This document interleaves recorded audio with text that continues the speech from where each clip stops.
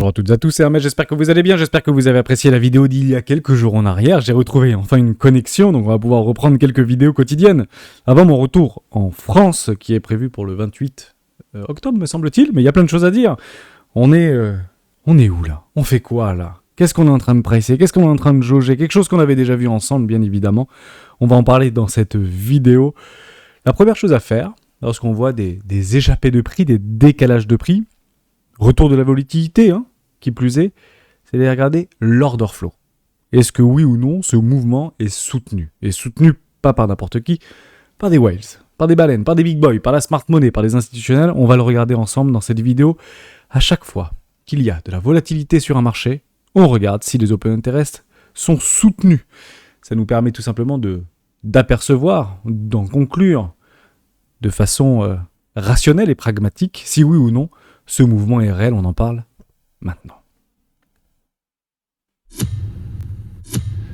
Avant de commencer, je vous invite toujours à rejoindre le Discord des rois du marché. Vous trouverez le lien dans la description. À l'intérieur, une documentation qui s'appelle la stratégie des 4 rois. N'hésitez pas à l'utiliser, vous en imprégner, vous en inspirer pour vous aussi trouver votre propre style d'investissement, que ce soit sur le court, moyen, long terme, voire très long terme. J'utilise depuis plusieurs années crypto-actifs, marché plus traditionnel.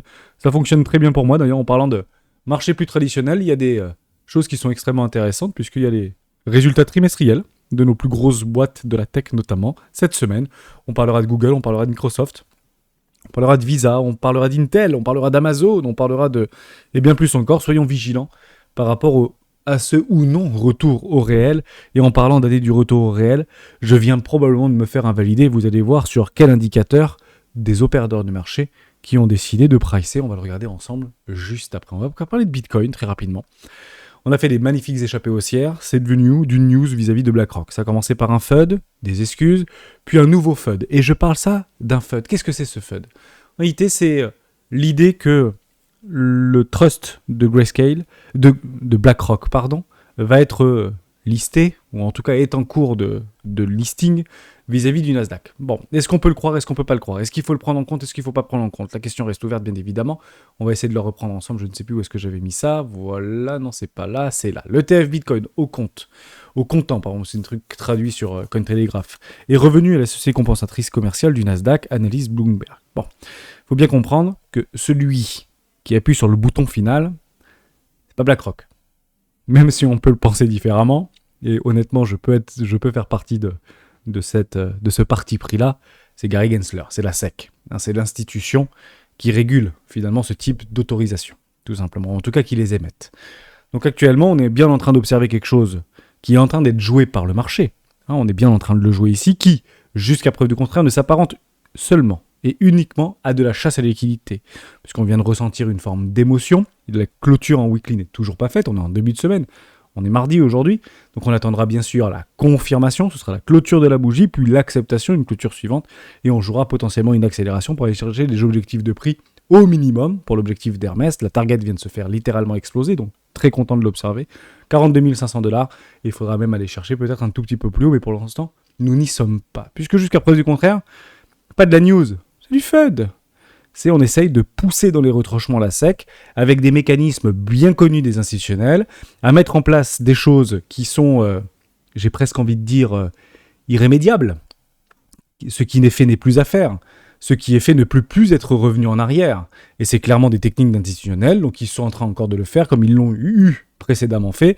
C'est pas pour rien que BlackRock a eu 460 ETF validés contre 461 déposés et qu'un seul refusé, partez de ce principe-là. C'est que les mécaniques sont bien huilées. On aurait d'ailleurs pu s'y attendre, mais c'est clairement ce qu'on avait essayé d'entreprendre et d'entrevoir sur un petit peu les mouvements de volatilité de marché sans pour autant venir casser les 25 000 $. On a tenu le premier arrêt, les plays étaient à prendre sur ce niveau de prix ici, et puis maintenant il y a des profits qui seront pris, et je vais vous expliquer d'ailleurs pourquoi il faut prendre des profits, même peut-être maintenant, si vous êtes exposé notamment à levier. Investisseurs, laissez couler.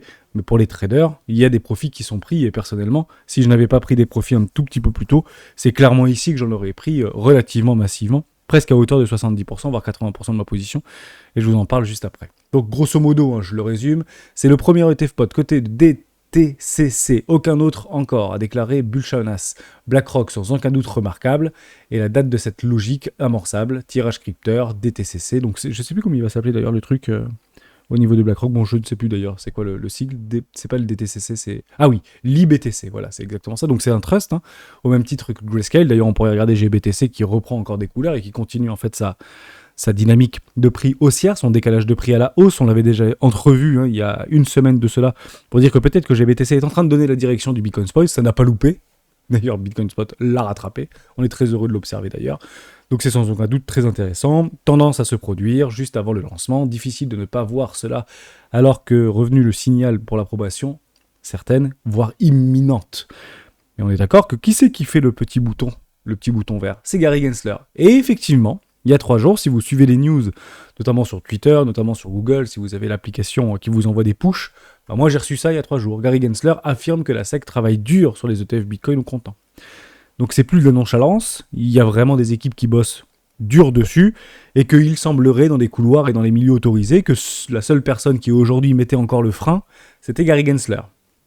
Donc lui, s'il l'avoue, si vous voulez, ou si en tout cas publiquement, il admet qu'il travaille dur sur les ETF Bitcoin, c'est probablement pas pour les refuser. Si vous ne travaillez pas dur sur quelque chose que vous allez refuser, vous travaillez pas dur sur un projet que vous allez abandonner, vous travaillez pas dur sur un projet de construction, on peut prendre tous les exemples que vous voulez, pour derrière en fait complètement l'annuler parce que la frustration sera très grande.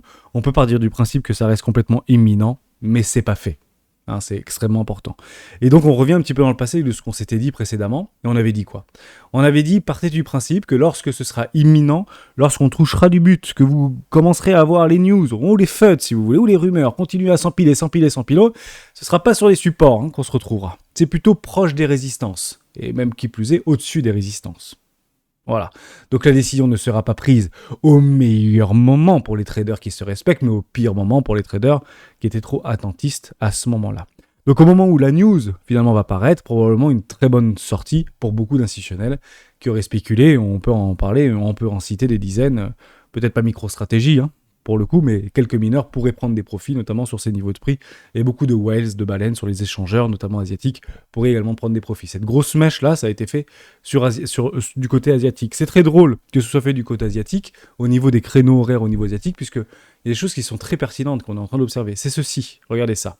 La position de la Chine à l'égard des cryptos reste inchangée. C'était pas hier, ça c'était en mai 2023. Donc c'était il y a quand même quelques mois en arrière, on peut presque parler de 6 mois en arrière. L'évolution de la crypto à Hong Kong ne signifie pas que la Chine a assoupli ou va assouplir son approche sur la réglementation de Bitcoin.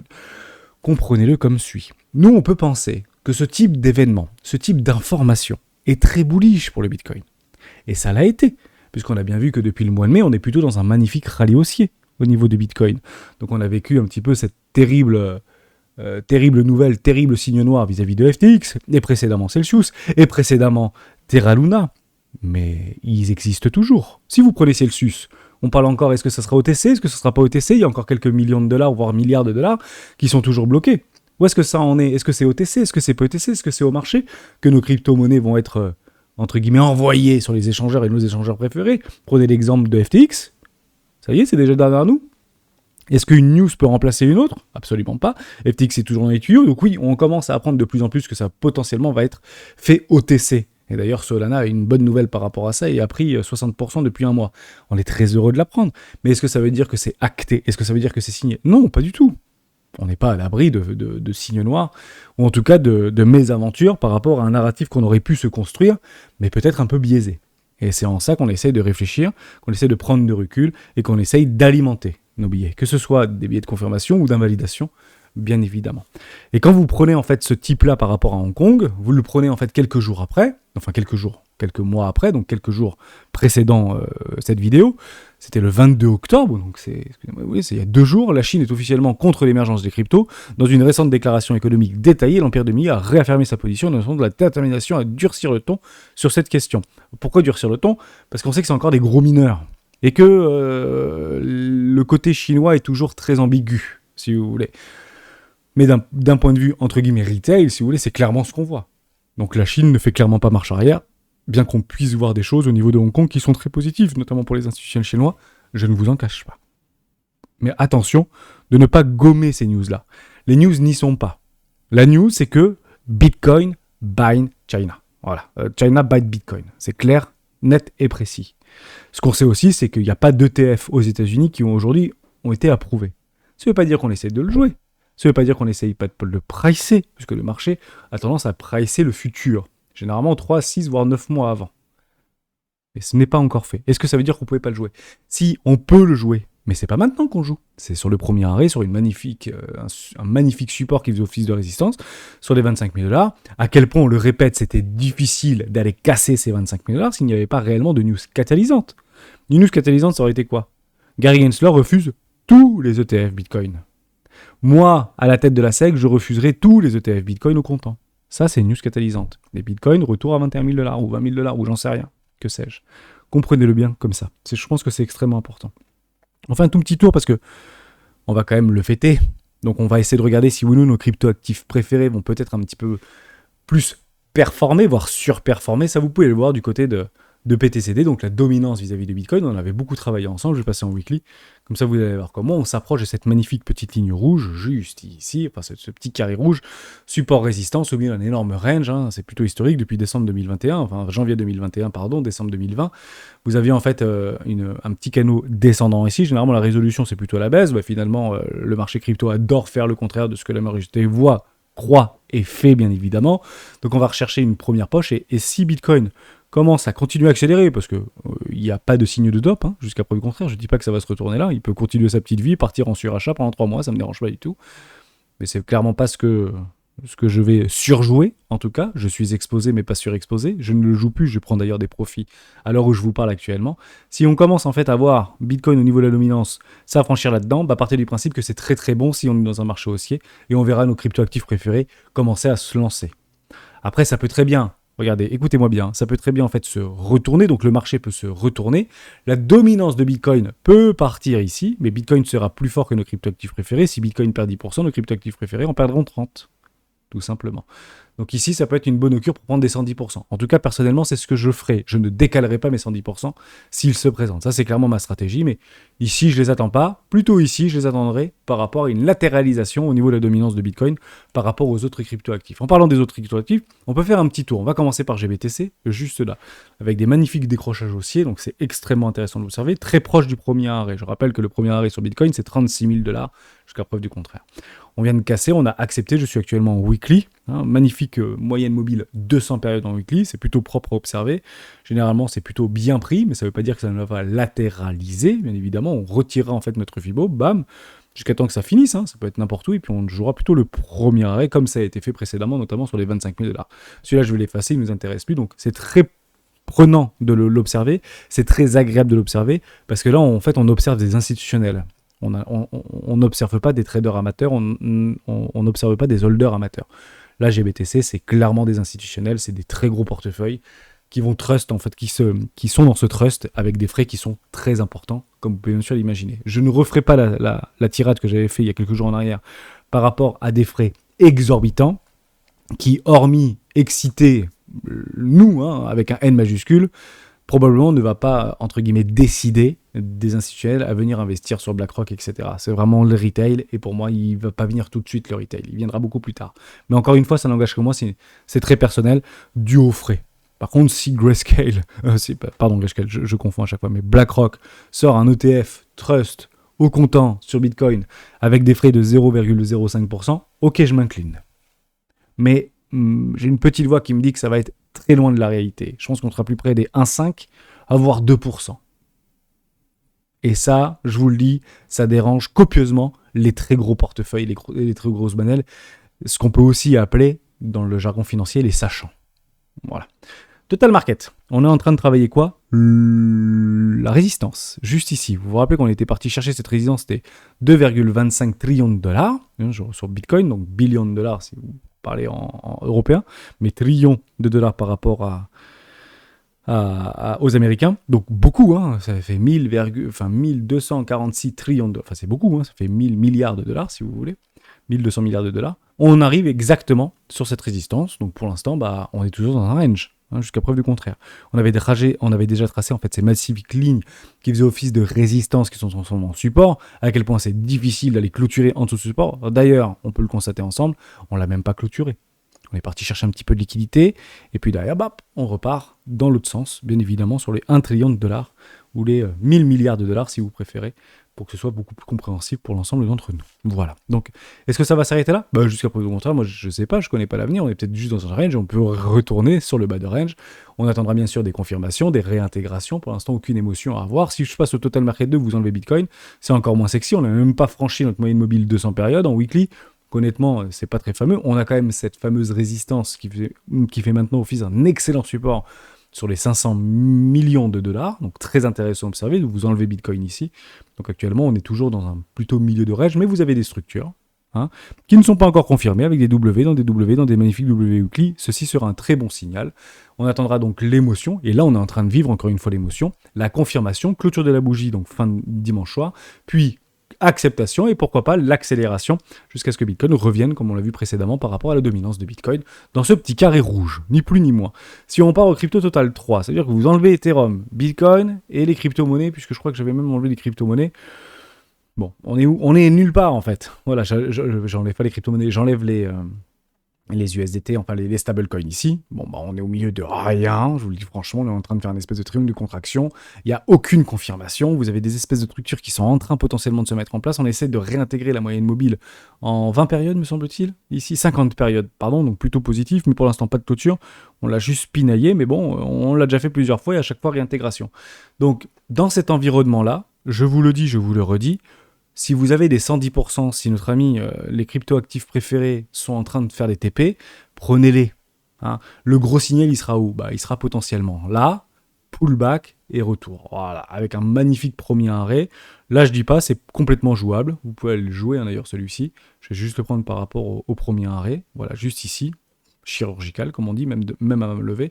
Grosso modo, ça peut être intéressant de jouer ce roi de pique ici. Mais vous aurez des clôtures en mensuel, avec la validation faite, signée, persistante de Gary Gensler pour dire ETF, tous les ETF Bitcoin validés, et on passe à Ethereum maintenant. Donc c'est plutôt dans ce cadre-là, si vous voulez, que je voulais vous amener. Donc pour l'instant, rien de plus. Super important. On a fait toutes les cryptos totales, on ne fera pas des cryptos totales des cryptos en particulier. On va regarder l'order flow. Est-ce que oui ou non, ce mouvement est soutenu? C'est ça en fait la vraie question à se poser. Est-ce que c'est soutenu? Est-ce qu'on est en train d'aller chercher des choses qui sont... on va enlever les boules, les berges, je ferai un petit peu de nettoyage parce que là, c'est plus obligatoire de faire ça. Ça, c'est pareil d'ailleurs. Hein. C'est plus du tout la peine de faire ça, je crois, sur ce premier arrêt. Je sais pas trop c'était lequel. Bon, c'est pas très très grave. On fera un petit peu de ménage.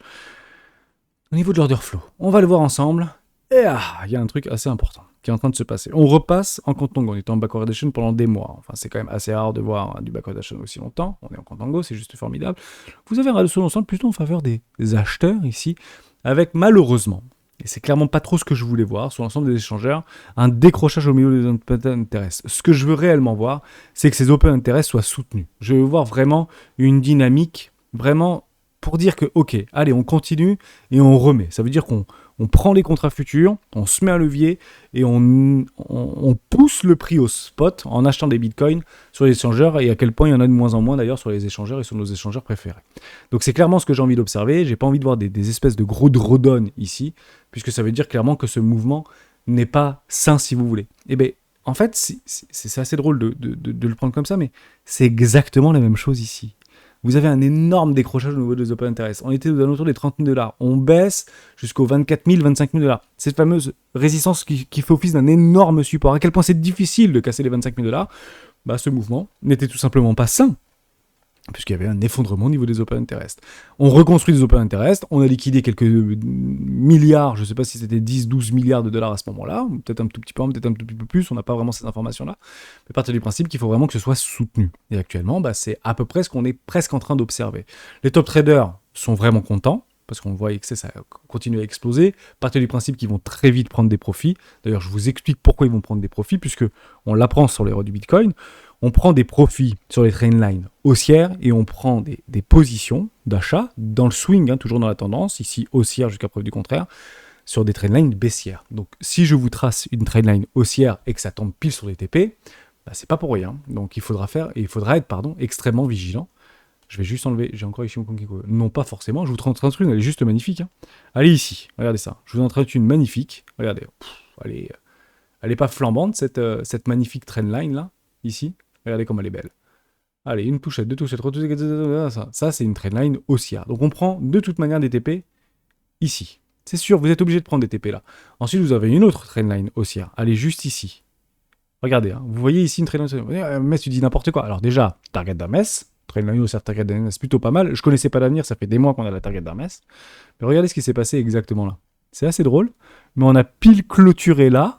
Regardez, hein, c'est assez fou. 33 000 $. Target d'Hermes, clôture et accélération. C'est franchement beau. Partez du principe qu'il y a des gens qui prennent des profits. D'ailleurs, lorsque vous voyez des grosses mèches comme ça veut dire que les vendeurs rentrent en position et que les acheteurs prennent des profits. C'est ça les mèches. Ça fait des hammers, ça fait des Evin Star, etc. Donc, plutôt confiant néanmoins, puisque c'est clairement soutenu par rapport à des news fortes, et je suis plutôt FUD, pas de news. On ne peut pas vraiment parler de news ici. Et c'est une évidence absolue que des gens prennent des profits sur cette année haussière. Pas beaucoup. Ils font pas all-in profit, si vous voulez. Mais ils prennent des profits, et je pense que c'est de bon augure de prendre des profits.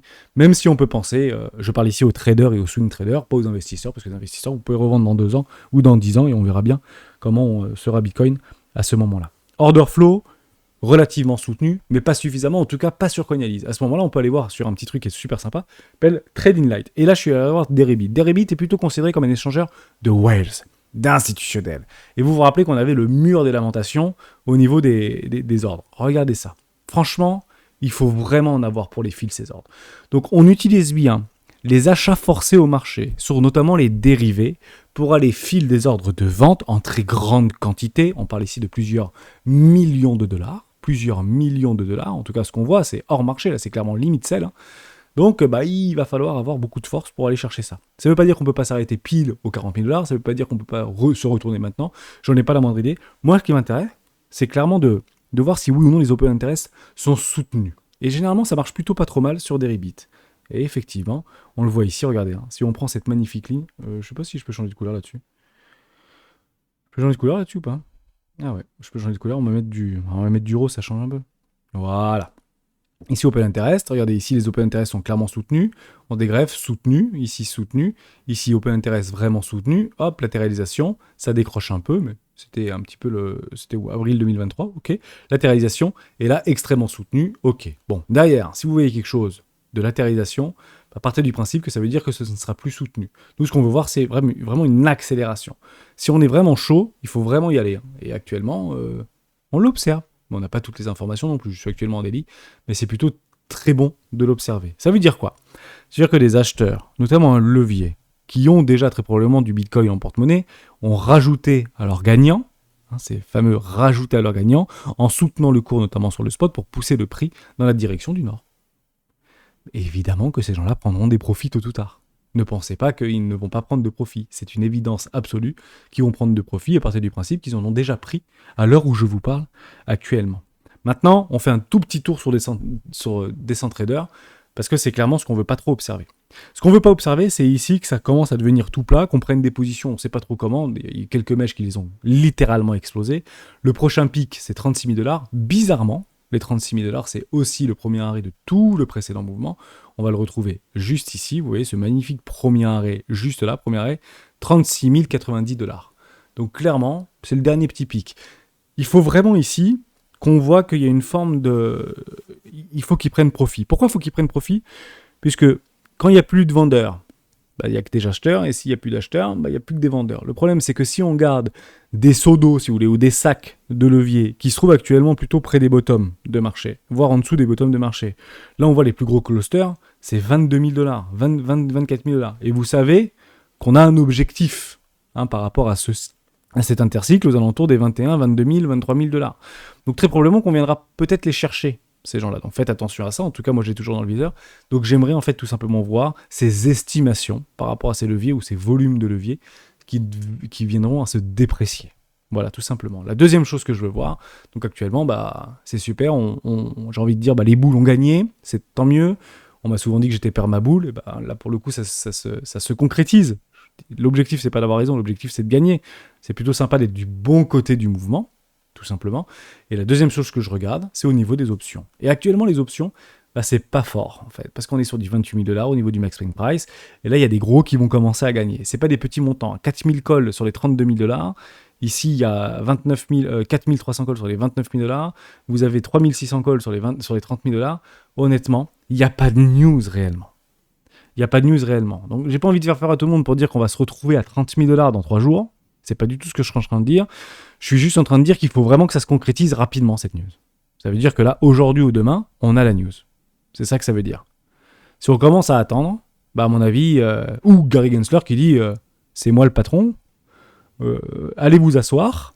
Vous pouvez vous appeler BlackRock, Grayscale, Fidelity ou Warren Buffett, c'est moi qui décide. Pour l'instant, on l'a pas entendu, hein, Gary.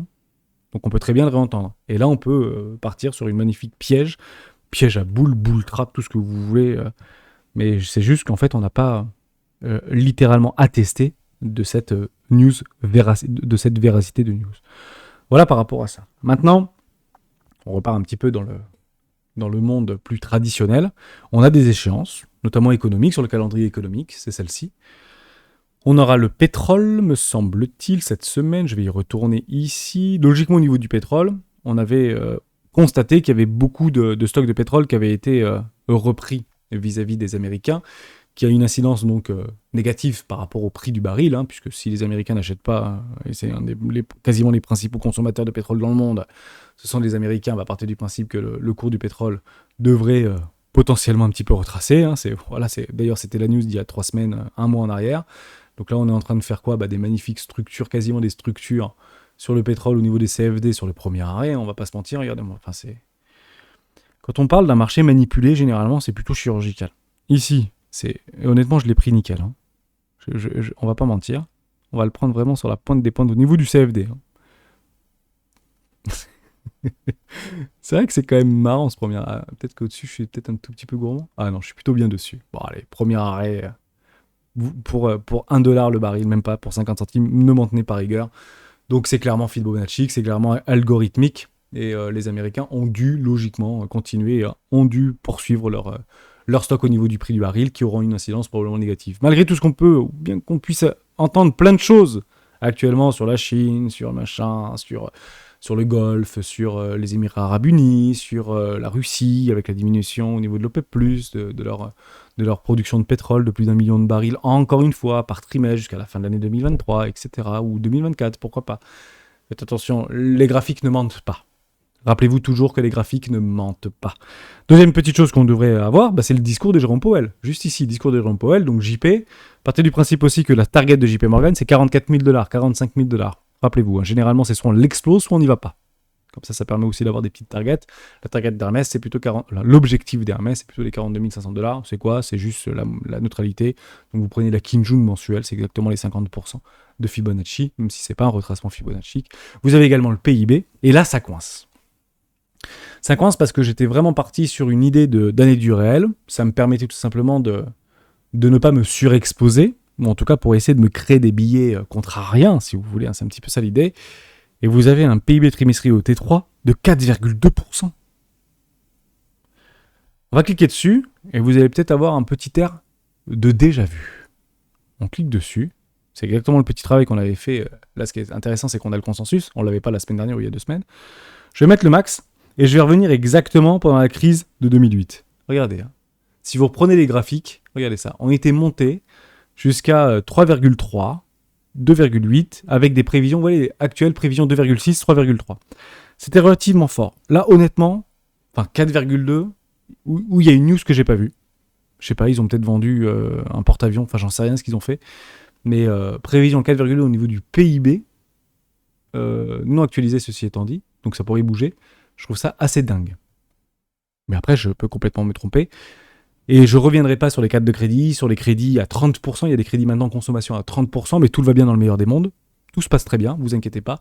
C'est juste qu'on avait exactement vécu la même chose pendant la crise des subprimes.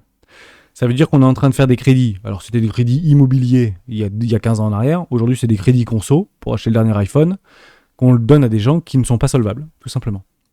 Et honnêtement, même si vous êtes solvable plus, ça veut dire que vous avez quand même de quoi subvenir à vos besoins sans pour autant regarder tous les 4 matins votre petite application banque assurance, à partir du principe que vous devenez insolvable avec des taux de crédit à 30%.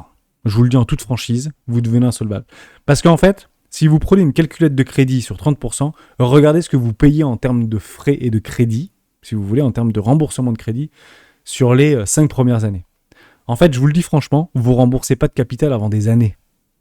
Donc ce sont des crédits qui sont pris de façon... c'est reconduit en fait en permanence, si vous voulez. D'ailleurs, on peut même reparler de recapitalisation, de refinancement de la dette. C'est-à-dire qu'en fonction de ce que vous avez remboursé, vous allez pouvoir réemprunter par-dessus le capital que vous avez remboursé. Sauf que si vous prenez en fait des crédits à 30%, partez du principe que sur les 2 ou 3 premières années, je vais vous faire un truc extrêmement simple, vous allez rembourser $1 000 par mois. Si vous remboursez $1 000 par mois sur les 3 ans, ça fait 12, 36 000 euros, 36 000 $, on reste en dollars. Et bien sur ces 36 000 $ de remboursement, vous n'aurez peut-être remboursé que 7 000 $ de capital. Donc quand vous allez refinancer votre dette, si vous voulez, parce que vous avez besoin de plus de pouvoir d'achat pour payer vos loyers, voire pour payer votre crédit, parce que vous ne pouvez plus le faire, donc vous ne pouvez plus taper sur 36 000 $ que vous avez payé, vous tapez sur les 7 000 $ de refinancement de la dette. Ça, c'est la catastrophe assurée. Je vous le dis en toute franchise, si vous avez été dans ce cas-là quand vous étiez plus jeune, ou même maintenant, que vous n'arrivez pas à vous en sortir de ces crédits reverso, revolving ou tout ce que vous voulez, c'est une plaie. C'est la base et la normalisation aux États-Unis. En plus, sur des taux parfois variables. Donc, je vous laisse imaginer le pire. Ça ne peut rationnellement pas durer. Mais ça ne veut pas dire que ça va péter demain. Hein. Ça peut péter dans 6 mois comme dans 2 ans. Il n'y a pas de problème. Vous savez, c'est toujours la même chose. Tant que la banque dit oui, bah, tout va bien dans le meilleur des mondes. Le jour où la banque dit non, vous passez d'un mec social plus ou d'un individu social plus, CF++, etc. à un paria. Et ça peut arriver au meilleur d'entre nous. Voilà, je voulais juste remettre ce point d'orgue. Donc c'est vraiment le petit hic que j'ai, financé par du crédit revolving. Le PIB aujourd'hui des États-Unis est financé par du crédit revolving. Vous avez également le PCE Core. Et ça, c'est très intéressant de le voir, puisque bien qu'il y ait une très forte anticipation au niveau de la croissance du PIB trimestriel vis-à-vis des États-Unis, donc ce sera jeudi 26, dans 2 jours, vous avez le CPE Core le lendemain, donc vendredi, avec une diminution, pas forcément franche, mais une courbe descendante vis-à-vis du PCE Core, notamment annualisé à 3,7 au lieu de 3,9. Et c'est exactement ce qu'on voulait observer, tout simplement. La semaine prochaine, vous avez le taux de chômage. C'est clairement ce que je regarde le plus. Tant que c'est pas au-dessus des 4,1, tout va bien dans le meilleur des mondes. Je n'ai pas plus de choses à vous dire.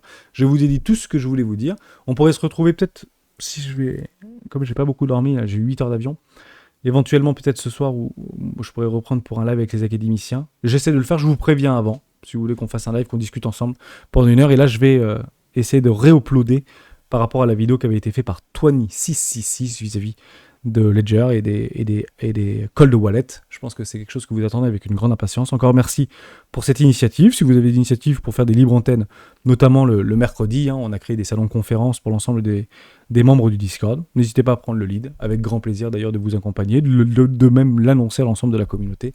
Ça permet d'avancer tous ensemble et de progresser. Merci à tous et à tous d'avoir suivi cette vidéo jusqu'au bout.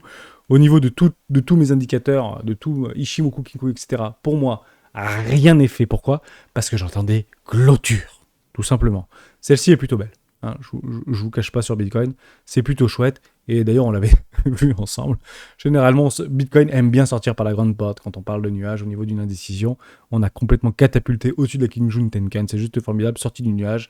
Confirmation. On est en train de faire quoi ? L'acceptation. Ça ne veut pas dire qu'on peut pas se retrouver ici. Faites attention. On peut très bien prendre un magnifique play aux alentours des 30 000 $.